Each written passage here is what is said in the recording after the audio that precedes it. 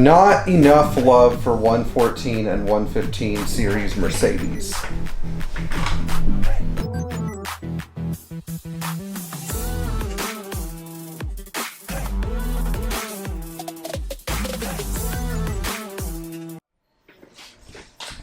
So I have a new friend in the UK who's writing a book on the 114 and 115 series cars. And when said book comes out, I'm going to make an announcement on my channel because I think it's a great book. It gives a really good, purposeful, not overly verbose, introspective look at the 114 and 115 series cars and what makes those cars so good for their time. And the other day I was just thinking about this, and I was like, why don't the 114 and 115 series cars get more love?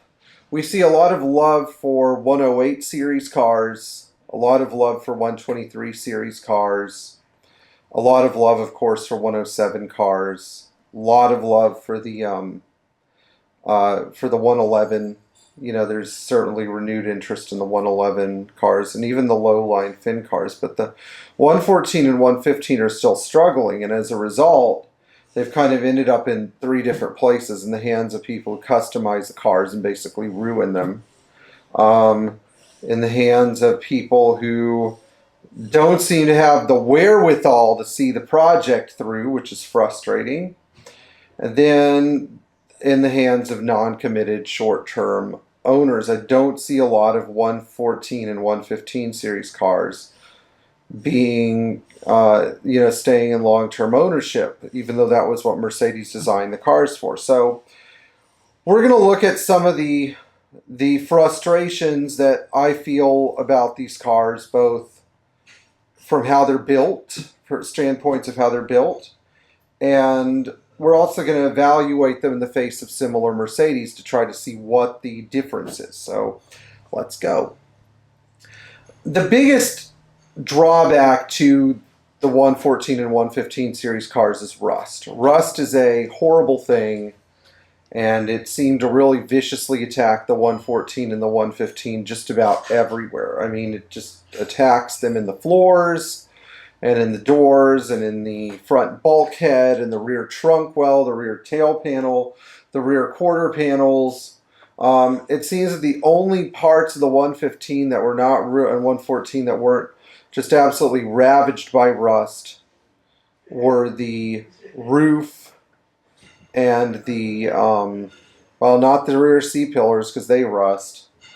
I don't know, it just seems like rust was just really bad on those cars. And it has always perplexed me as to why those cars rust so badly, but I can see that being an impediment because when you fix rust in those cars, first of all, there's a certain amount of scarcity with body panels. There's a company called Raybuck now in the United States that's selling body panels, so you might want to give them a look. But other companies such as K&K Manufacturing or Niemöller have not done a great job of providing body repair panels for 115 series cars, which in turn has really hurt the ability of restorers to be able to fix those cars. Now, another impediment with the 114 and 115 series cars is the inherent level of complexity with some of the interior items. So if you have an air-conditioned car, you have a separate fan for the AC and for the heater, but your AC fan and heater fan cannot be operated simultaneously like they can in a 108. And to make matters worse, the heater fan is buried under the heater core, and there's a vacuum changeover that has to work, that usually doesn't work, that changes the heater over to AC. And this is really frustrating and confusing. I remember the first time I discovered this problem on a 114 or 115 car, I was like, what? You know, I was with my friend Rob Bird, and Rob had just bought his 240D 3.0, which I think he still has. Rob, don't you?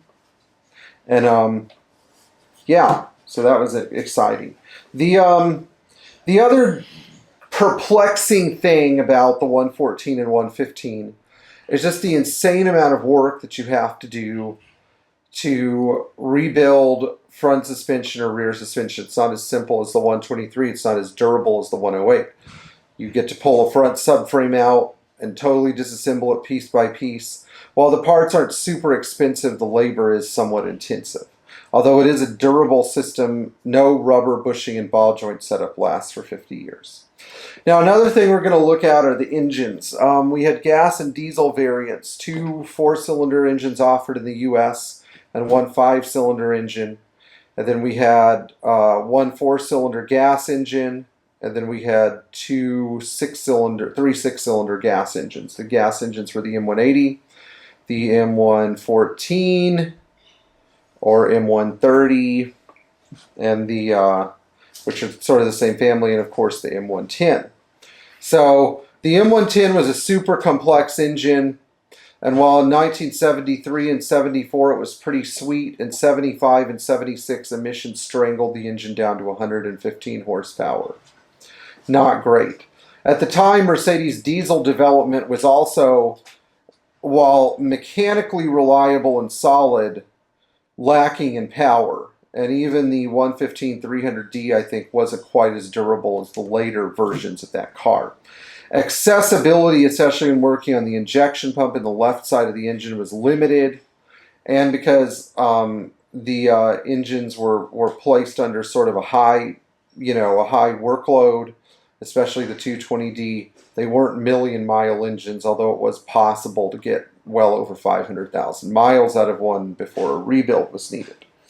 The biggest problem with the 115 series diesels, though, is that people really don't appreciate them. So they'll pull a good 615 engine out and put in like a 2JZ or something, because they don't understand that something that is reliable and durable is better than something that is fast and cool. You know, and if you don't understand that, then you need to have your head checked because you're dumb. Anyway, the other big problem with the 115 and 114 that Mercedes never exploited was the fact that they could have put a 3.5 liter V8 in those cars. The 3.5 engine fits well into the 250C or 280C, and they could have really raised the profile of the cars if they had come up with something like a 250CE 3.5 or something like that. This would have been very easy to implement following the extinction of the 280SE 3.5, but of course it would have conflicted with the 350 SLC, which was pretty much a 115 series car structurally. So maybe there was no point in making a 250C with a V8, but that's a project that I would stand behind. It's one engine modification that I don't have an issue with.